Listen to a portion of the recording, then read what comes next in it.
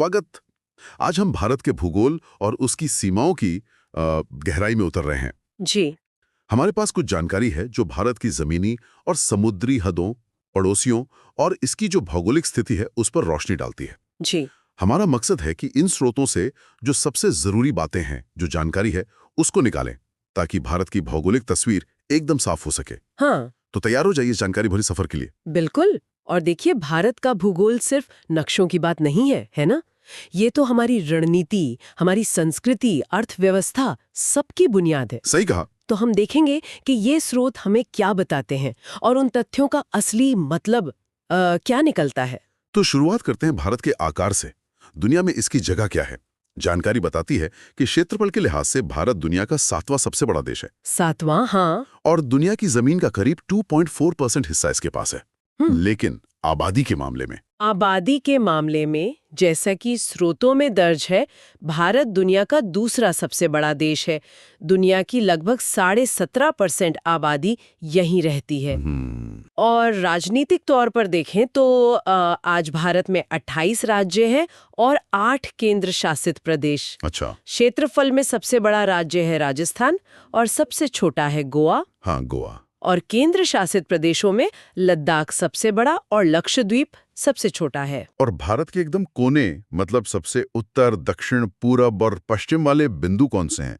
ये जानना भी काफी रोचक है। हाँ, ये चरम बिंदु भारत के फैलाव को दिखाते हैं। जैसे उत्तर में है इंदिरा कोल, ये अब लद्दाख में है। लद्दाख में, हाँ। दक्षिण में अगर मुख्य भूमि की बात करें तो केप कोमोरिन यानी कन्याकुमारी, तमिलनाडु में। हाँ, कन्याकुमारी। और अगर हम द्वीपों को भी शामिल कर लें तो फिर अंडमान निकोबार द्वीप समूह का इंदिरा पॉइंट सबसे दक्षिणी बिंदु माना जाता है। अच्छा, इंदिरा पॉइंट। पूरब में है अरुणाचल प्रदेश का किबिथु और पश्चिम में गुजरात का गुहर मोती।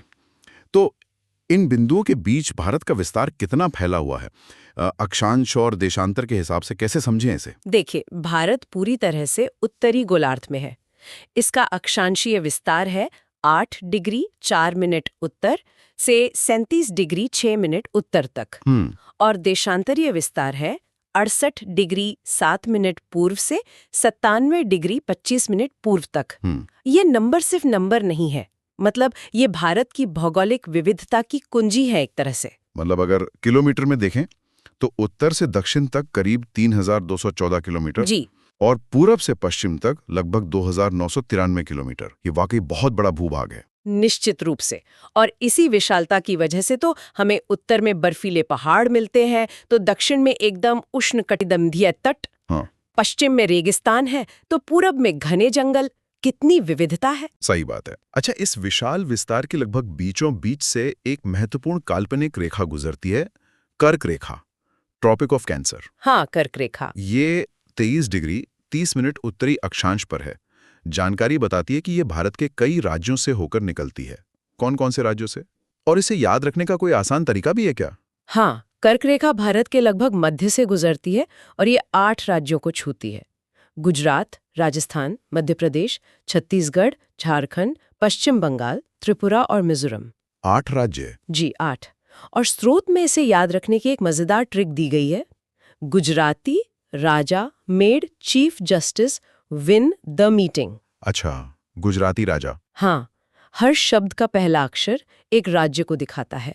जी से गुजरात, आर से राजस्थान, एम से मध्य प्रदेश, सी से छत्तीसगढ़, जे से झारखंड, डब्ल्यू से पश्चिम बंगाल, टी से त्रिपुरा और एम से मिजोरम। गुजराती राजा मजे chief justice win the meeting. ये तो सच में याद रखने में आसान है।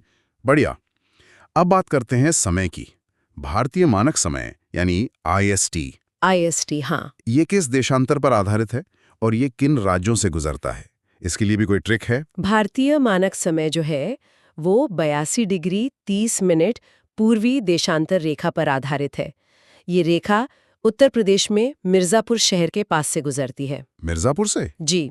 और जैसा हम जानते हैं, ये ग्रीनविच मीन टाइम से ठीक 5.5 घंटे आगे है। 5.5 घंटे? हाँ।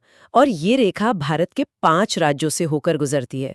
मध्य प्रदेश, उड़ीसा, उत्तर प्रदेश, छत्तीसगढ़ और आंध्र प्रदेश। स्रोत में इसके लिए मोका ट्रिक बताई गई है। मोका? हाँ, एम से मध्य प्रदेश, ओ से उड़ीसा, यू से उत्तर प्रदेश, सी से छत्तीसगढ़ और ए से आंध्र प्रदेश। मोका। हाँ, ठीक है। यहाँ एक और दिलचस्प बात पता चली। स्रोत बताते हैं कि कर्क रेखा और भारतीय मानक समय रेखा ये दोनों एक दूसरे को छत्तीसगढ़ राज्य में काटती हैं। क्या ये सही है? हाँ बिल्कुल। ये एक दूसरे को काटती हैं छत्तीसगढ़ के कोरिया जिले में, बैकुंठपुर शहर के नजदीक। ये एक कह सकते हैं महत्वपूर्ण भौगोलिक संयोग है। वाकई। तो ये थी भारत की स्थिति और विस्तार की बात।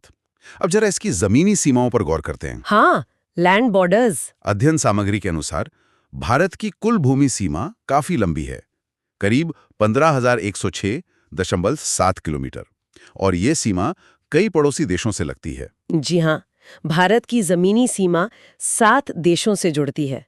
इन सीमाओं की लंबाई जानना भी महत्वपूर्ण है, क्योंकि ये पड़ोसी देशों के साथ हमारे संबंधों को, हमारी सुरक्षा व्यवस्था को, सबको प्रभावित करती है। बिल्कुल। सबसे लंबी सीमा है बांग्लादेश के साथ, 4096.7 किलोमीटर। सबसे लंबी बांग्लादेश? अच्छा। जी। उसके बाद चीन 3488 किलोमीटर, फिर Pakistan 3323 kilometre, Nepal 1751 kilometre, Myanmar 1643 kilometre, Bhutan 699 kilometre और सबसे छोटी सीमा है अफगानिस्तान के साथ। अफगानिस्तान के साथ कितनी? सिर्फ 106 किलोमीटर, और ये अब लद्दाख के हिस्से से लगती है। बस 106 किलोमीटर। अच्छा, इन देशों के साथ सीमाओं की लंबाई को घटते क्रम में याद रखने के लिए भी एक बहुत मशहूर ट्रिक है, बचपन MBA। हाँ, बचपन MBA। ब से बांग्लादेश, च से चीन, प से पाकिस्तान, एन से नेपाल, एम से म्यांमार, बी से भूटान और ए से अफगानिस्तान। ये तो काफी उपयोगी है। बिल्कुल। अब जरा कुछ खास सीमाओं को देखते हैं, जैसे भारत बांग्लादेश सीमा। ये एक जटिल सीमा है जो 3 तरफ से भारत से घिरी हुई है। इसे मूल रूप से 1947 में सर सिरिल रैटक्लिफ द्वारा खींची गई रेखा, यानी रैटक्लिफ रेखा के आधार पर तय किया गया था। हालांकि बाद में इसमें कई समझौते और बदलाव हुए हैं। और दोनों देशों के बीच लोगों के आने जाने के लिए मैत्री एक्सप्रेस, बंधन एक्सप्रेस और मिताली एक्सप्रेस जैसी ट्रेनें भी चलती हैं, जैसा स्रोत में बताया गया है। यह आपसी जुड़ाव को दिखाता है। हाँ बिल्कुल। अब चीन सीमा की बात करें तो पूर्वी सेक्टर में इसे मैकमोहन रेखा के नाम से जाना जाता है। मैकमोहन रेखा? जी, जिसे 1914 के शिमला समझौते में प्रस्तावित किया गया था। हालांकि चीन इसे पूरी तरह मान्यता नहीं देता। पूरी भारत चीन सीमा को हम 3 सेक्टरों में बांटते हैं: पश्चिमी यानी लद्दाख वाला हिस्सा, मध्य यानी हिमाचल प्रदेश और उत्तराखंड, और पूर्वी यानी सिक्किम और अरुणाचल प्रदेश। अच्छा। यहीं पर वास्तविक नियंत्रण रेखा यानी LAC का जिक्र आता है। LAC? हाँ, सुनते हैं इसके बारे में। ये लद्दाख क्षेत्र में भारतीय नियंत्रित क्षेत्र को चीन के कब्जे वाले अक्साई चिन्ह से अलग करती है। ये एक सैन्यकृत रेखा है, मतलब कोई अंतर्राष्ट्रीय सीमा नहीं है। चीन सीमा पर तनाव की खबरें तो आती रहती हैं। हाँ। स्रोत में वाइब्रेंट विलेज प्रोग्राम का जिक्र है। इसका क्या महत्व है इस संदर्भ में? वाइब्रेंट विलेजेस प्रोग्राम एक बहुत अहम पहल है। इसका मकसद है चीन सीमा से लगे जो भारत के उत्तरी सीमावर्ती गांव हैं, वहां बुनियादी ढांचे को, कनेक्टिविटी को और लोगों के लिए रोजगार के अवसरों को बेहतर बनाना। इससे न केवल वहां के निवासियों का जीवन स्तर सुधरेगा, बल्कि सीमावर्ती क्षेत्रों में भारत की उपस्थिति भी मजबूत होगी और पलायन भी रुकेगा। ये एक तरह से सीमा सुरक्षा और विकास का मिला-जुला प्रयास है। ये वाकई एक रणनीतिक कदम लगता है। अच्छा, अब पाकिस्तान के साथ सीमा की बात करते हैं। यहाँ भी रैटक्लिफ रेखा का जिक्र है और साथ ही नियंत्रण रेखा यानी LOC का भी। इन दोनों में क्या फर्क है? देखिए, रैटक्लिफ रेखा तो भारत और पाकिस्तान के बीच अंतर्राष्ट्रीय स्तर पर मान्यता प्राप्त सीमा है, गुजरात से लेकर पंजाब तक। लेकिन जम्मू और कश्मीर के संदर्भ में, जहां दोनों देशों के बीच विवाद है, वहां नियंत्रण रेखा यानी LOC है। अच्छा, LOC वहां है? जी, ये एक सैन्य नियंत्रण रेखा है जो 1972 के शिमला समझौते के बाद बनी। ये कोई कानूनी अंतर्राष्ट्रीय सीमा नहीं है, बल्कि वो रेखा है जहां दोनों देशों की सेनाएं तैनात हैं। समझ गया। और नेपाल के साथ तो हमारी खुली सीमा है, जो 1816 की सुगौली संधि पर आधारित है। हाँ, खुली सीमा। म्यांमार, भूटान और अफगानिस्तान के साथ भी हमारी सीमाएं हैं। अफगानिस्तान के साथ जो डुरंड रेखा है उसका सिर्फ एक छोटा सा हिस्सा, वही 106 किलोमीटर वाला। जी 106 किलोमीटर। अब लद्दाख से लगता है, जो कि पाकिस्तान अधिकृत कश्मीर से होकर गुजरता है। सही कहा। इन सीमाओं से कौन-कौन से भारतीय राज्य लगते हैं, ये भी याद रखना जरूरी है।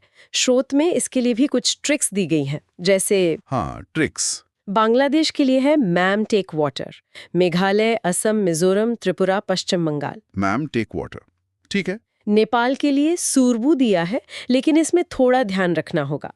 सही राज्य है उत्तराखंड, उत्तर प्रदेश, बिहार, पश्चिम बंगाल और सिक्किम। अच्छा, तो ट्रिक शायद पूरी तरह फिट नहीं बैठती। हाँ, कभी-कभी ट्रिक्स थोड़ी कंफ्यूजिंग हो सकती हैं। सीधे नाम याद रखना शायद बेहतर है। उत्तराखंड, यूपी, बिहार, पश्चिम बंगाल, सिक्किम। ठीक है। भूटान के लिए BASA है पश्चिम बंगाल, अरुणाचल प्रदेश, सिक्किम, असम। ये ठीक है। BSA। पाकिस्तान के लिए GRJPK लद्दाख, गुजरात, राजस्थान, पंजाब, जम्मू कश्मीर UT और लद्दाख UT। और म्यांमार के लिए अरुणा मामी, अरुणाचल प्रदेश, नागालैंड, मणिपुर, मिजोरम। अरुणा मामी। हाँ, ये ट्रिक्स मददगार हो सकती हैं, लेकिन जैसा आपने कहा, राज्यों के नाम सीधे याद रखना शायद ज्यादा भरोसेमंद है। जी। चलिए, अब जमीनी सीमाओं से हटकर भारत के विशाल समुद्री तट की ओर चलते हैं, और यहाँ स्रोत में एक बहुत बड़ा अपडेट है। पहले हम अक्सर पढ़ते थे कि भारत की तटरेखा लगभग 7516.6 किलोमीटर है, लेकिन अब ये आंकड़ा बदल गया है। हाँ, ये एक बेहद महत्वपूर्ण अपडेट है और ये दिखाता है कि भौगोलिक जानकारी भी स्थिर नहीं होती। स्रोत के अनुसार 29 अप्रैल 2025 को जारी नवीनतम सरकारी आंकड़ों के मुताबिक भारत की तटरेखा की कुल लंबाई अब 11,098.81 किलोमीटर मापी गई है। 11,000 किलोमीटर से भी ज्यादा? ये तो पहले वाले आंकड़े से बहुत ज्यादा है। ये इतना बड़ा अंतर क्यों?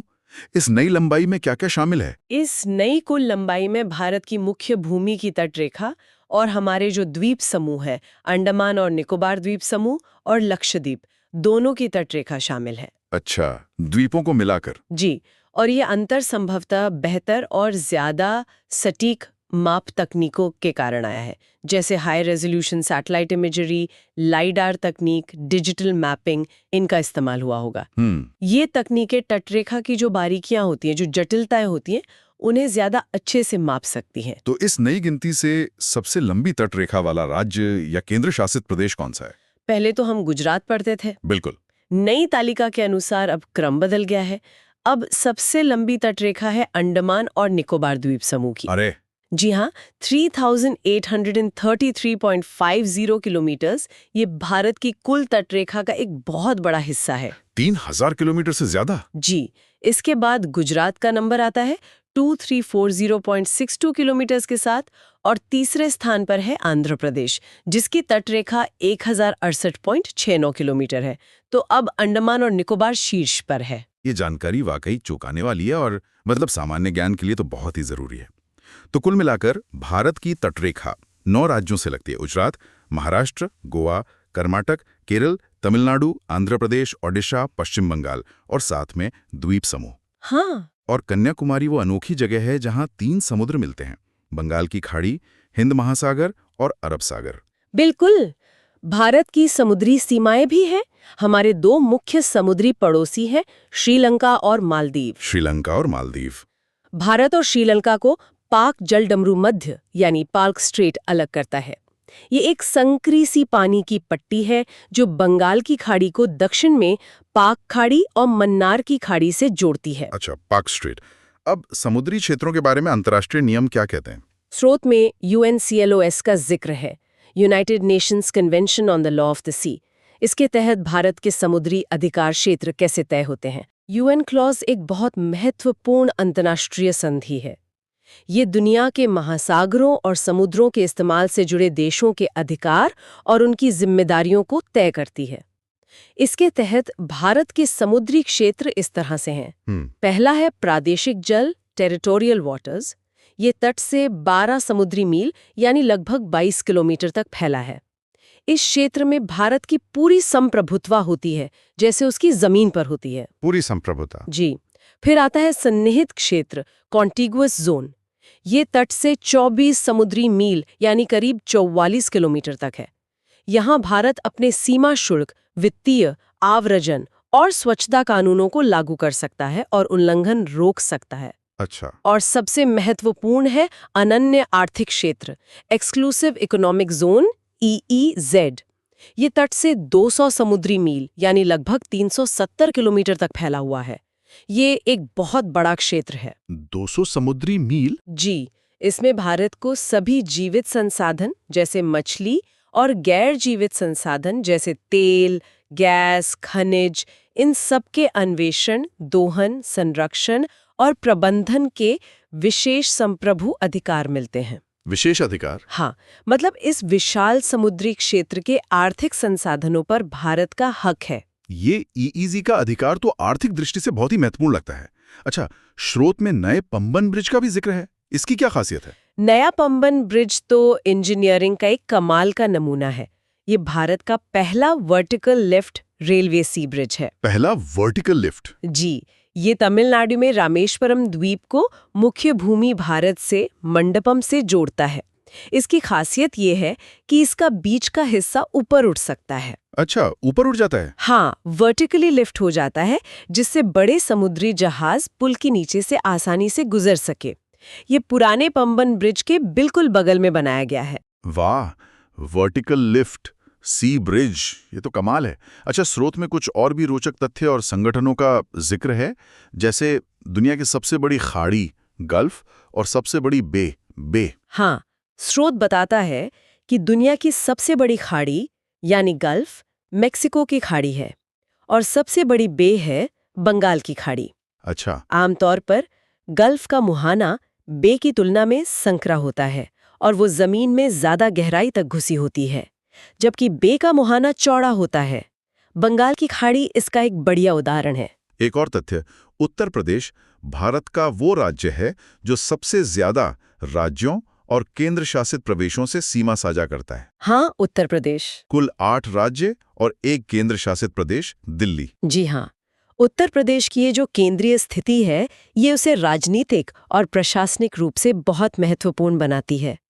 इसी तरह कुछ राज्य और केंद्र शासित प्रदेश ऐसे भी हैं जिनकी सीमाएं 3 देशों से लगती हैं। 3 देशों से? कौन-कौन से? सिक्किम है, जिसकी सीमा नेपाल, भूटान और चीन से लगती है। पश्चिम बंगाल की सीमा नेपाल, भूटान और बांग्लादेश से। अरुणाचल प्रदेश की भूटान, चीन और म्यांमार से। और लद्दाख केंद्र शासित प्रदेश की पाकिस्तान, अफगानिस्तान और चीन से। अरे वाह! ये स्थिति इन क्षेत्रों को रणनीतिक रूप से बेहद संवेदनशील और अहम बना देती है। बिल्कुल। इन विशाल और संवेदनशील सीमाओं के प्रबंधन के लिए कौन से संगठन जिम्मेदार हैं? स्रोत में BRO और BADP का उल्लेख है। हाँ, ये दोनों संगठन सीमा प्रबंधन में महत्वपूर्ण भूमिका निभाते हैं, लेकिन अलग-अलग तरीके से। अच्छा। सीमा सड़क संगठन बॉर्डर रोड्स ऑर्गेनाइजेशन BRO जो है, वो रक्षा मंत्रालय के अधीन है। इसका मुख्य काम है भारत के सीमावर्ती इलाकों में, खासकर मुश्किल पहाड़ी और जंगली इलाकों में सड़कें, पुल और सुरंगें बनाना और उनका रखरखाव करना। इंफ्रास्ट्रक्चर। जी, BRO सेना की आवाजाही और सीमावर्ती क्षेत्रों के विकास के लिए रीढ़ की हड्डी की तरह है। और दूसरा BADP? सीमा क्षेत्र विकास कार्यक्रम border area development programme BADP, ये गृह मंत्रालय के अधीन है। इसका फोकस अंतर्राष्ट्रीय सीमाओं के पास रहने वाले लोगों के सामाजिक आर्थिक विकास पर है। लोगों का विकास। हाँ, ये कार्यक्रम वहाँ स्कूल, स्वास्थ्य सुविधाएं, पीने का पानी जैसी बुनियादी जरूरतें पूरी करने में मदद करता है, ताकि लोग वहीं बसे रहें और सीमाएं सुरक्षित रहें। तो BRO इंफ्रास्ट्रक्चर बनाता है और BADP लोगों के विकास पर ध्यान देता है। और इन सीमाओं की सीधी सुरक्षा कौन करता है? सीमाओं की जो वास्तविक सुरक्षा है, उसके लिए विभिन्न केंद्रीय सशस्त्र पुलिस बल यानी CAPFs तैनात है। ये गृह मंत्रालय के अधीन आते हैं। CAPFs? हाँ, जैसे सीमा सुरक्षा बल BSF, ये पाकिस्तान और बांग्लादेश सीमा पर है। भारत तिब्बत सीमा पुलिस ITBP मुख्य रूप से चीन सीमा पर। सशस्त्र सीमा बल SSB नेपाल और भूटान की खुली सीमाओं पर। और असम राइफल्स, ये एक अनूठा बल है जिसका प्रशासनिक नियंत्रण तो गृह मंत्रालय के पास है, लेकिन ऑपरेशनल कंट्रोल भारतीय सेना के पास है। ये मुख्य रूप से म्यांमार सीमा की रक्षा करता है और पूर्वोत्तर में उग्रवाद विरोधी अभियानों में भी भूमिका निभाता है। अच्छा, असम राइफल्स का डुअल कंट्रोल है। तो आज की इस बातचीत में हमने भारत के भूगोल और सीमाओं के कई अहम पहलुओं को समझा। इसके विशाल आकार और जनसंख्या से लेकर राज्यों और केंद्र शासित प्रदेशों के विभाजन तक हमने कर्क रेखा और आईएसटी के महत्व को जाना। जी। और सबसे महत्वपूर्ण, हाल ही में अपडेट हुई तटरेखा की लंबाई के बारे में जानकारी हासिल की। हाँ, वो बहुत जरूरी अपडेट था। साथ ही हमने अपने पड़ोसियों के साथ लगने वाली जमीनी सीमाओं, एलएसी, एलओसी और समुद्री क्षेत्रों जैसे ईईजेड को भी समझा। बिल्कुल। और ये भौगोलिक विशेषताएं सिर्फ नक्शे पर लकीरें नहीं हैं, है ना? ये भारत की सुरक्षा चिंताओं, उसकी विदेश नीति के विकल्पों, व्यापार के रास्तों और आर्थिक क्षमता को सीधे तौर पर प्रभावित करती हैं। सही कहा। सीमाओं का प्रभावी प्रबंधन, चाहे वो बीआरओ द्वारा सड़क बनाकर हो, बीएडीपी द्वारा विकास करके हो या सीएपीएफ्स द्वारा निगरानी करके हो, देश की संप्रभुता और अखंडता के लिए सर्वोपरि है। और तटरेखा के डेटा का अपडेट होना ये भी याद दिलाता है कि हमारा ग्रह और उसकी समझ ये लगातार बदल रही है। और इसी बदलाव और तकनीक की बात पर श्रोताओं के लिए एक सवाल छोड़ जाते हैं। जिस तरह सैटेलाइट और अन्य तकनीकों ने तटरेखा की लंबाई को फिर से परिभाषित किया, भविष्य में artificial intelligence, big data analysis और शायद और भी उन्नत रिमोट सेंसिंग तकनीकें हमारी जमीनी सीमाओं की निगरानी, समुद्री संसाधनों के प्रबंधन या यहां तक कि सीमा विवादों को सुलझाने के तरीकों को कैसे बदल सकती हैं। सोचने वाली बात है। बिल्कुल, सोचने वाली बात है। इस गहरी और जानकारीपूर्ण चर्चा के लिए आपका बहुत बहुत धन्यवाद। धन्यवाद।